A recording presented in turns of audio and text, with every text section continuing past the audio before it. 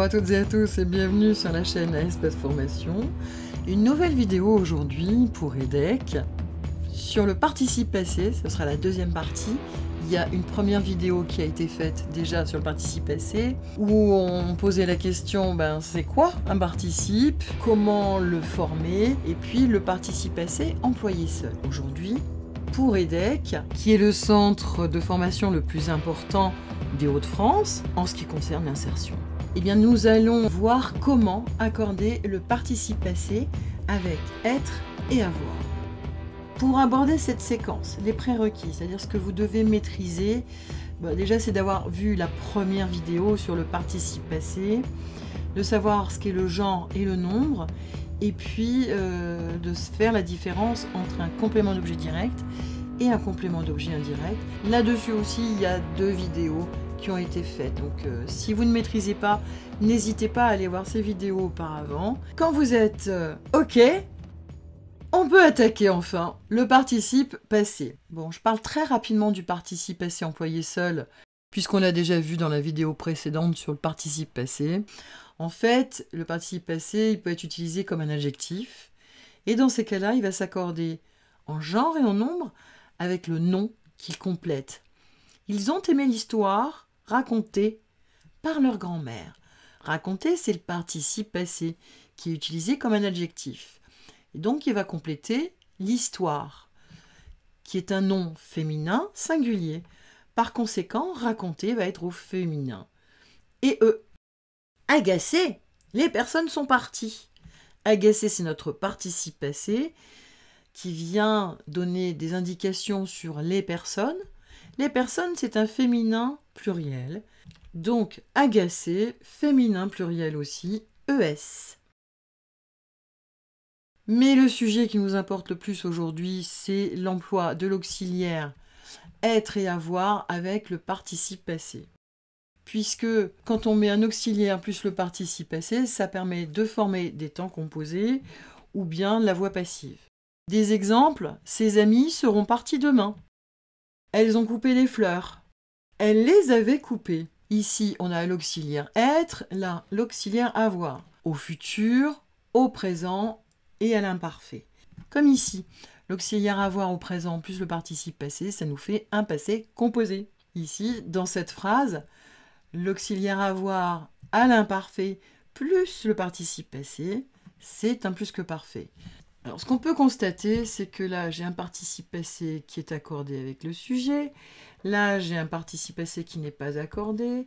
Et là, j'ai un participe passé qui est accordé avec un complément d'objet direct.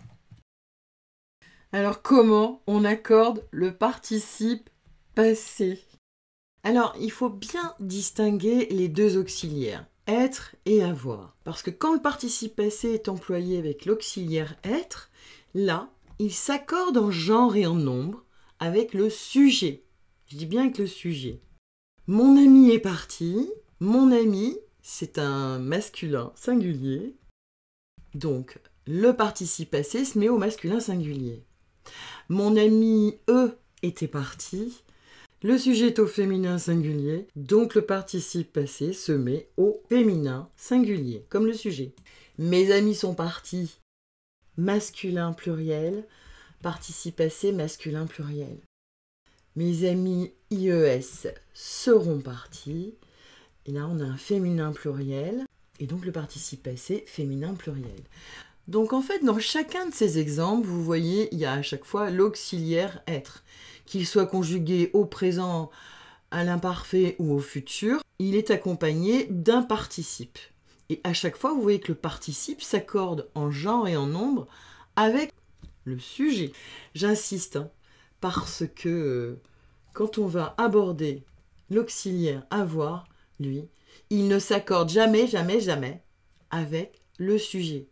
Il va s'accorder avec autre chose, parfois, mais jamais avec le sujet. Donc bien distinguer être et avoir.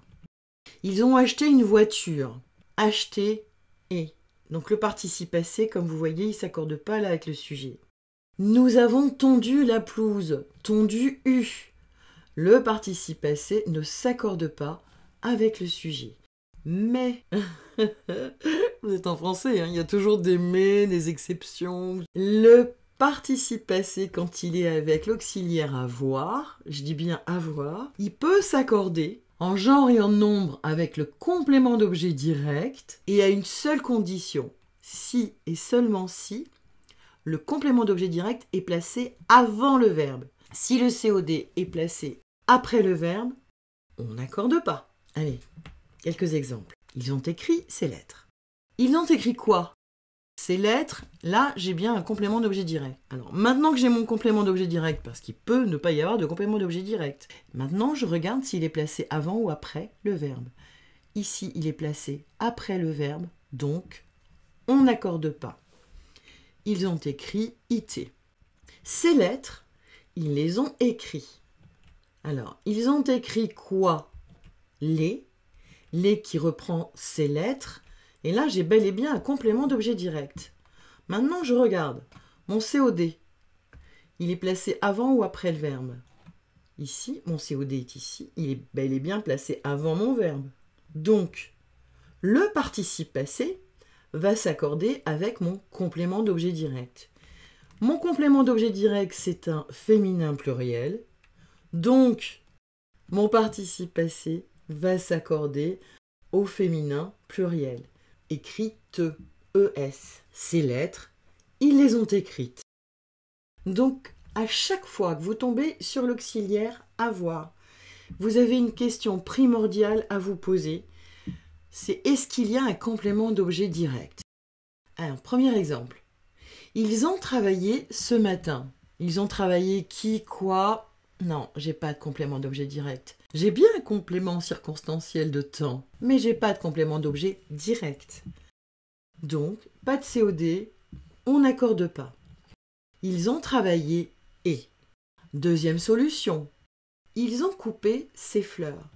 Je pose la question, ils ont coupé quoi? Ces fleurs. Ah, là j'ai bien un COD.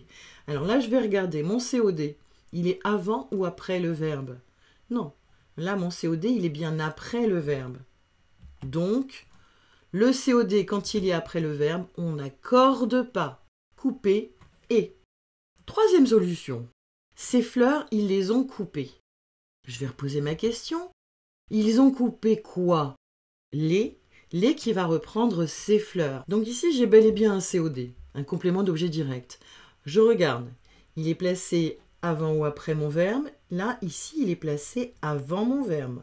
Et si mon COD est avant le verbe, je vais accorder le participe passé avec mon COD. Ici, ces fleurs, c'est du féminin pluriel. Donc le participe passé est au féminin pluriel, coupé et ES. Allez, un petit résumé pour le chat. Donc le participe passé, quand il est employé seul comme un adjectif, il s'accorde en genre et en nombre avec le nom qu'il complète. Quant au participe passé employé avec l'auxiliaire être, lui aussi, il s'accorde en genre et en nombre, mais avec le sujet.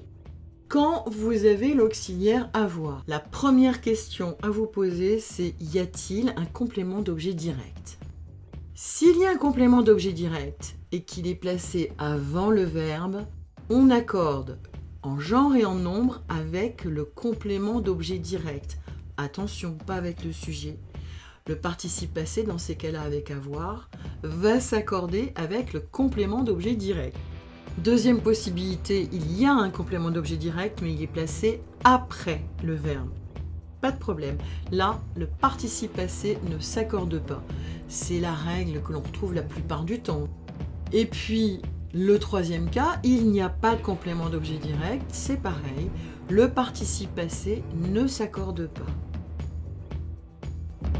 Ça y est, nous venons de voir donc l'accord du participe passé avec les auxiliaires être et avoir, mais ce ne sont que les bases, puisqu'on n'a pas vu encore les verbes pronominaux ou le participe passé qui est suivi par un infinitif.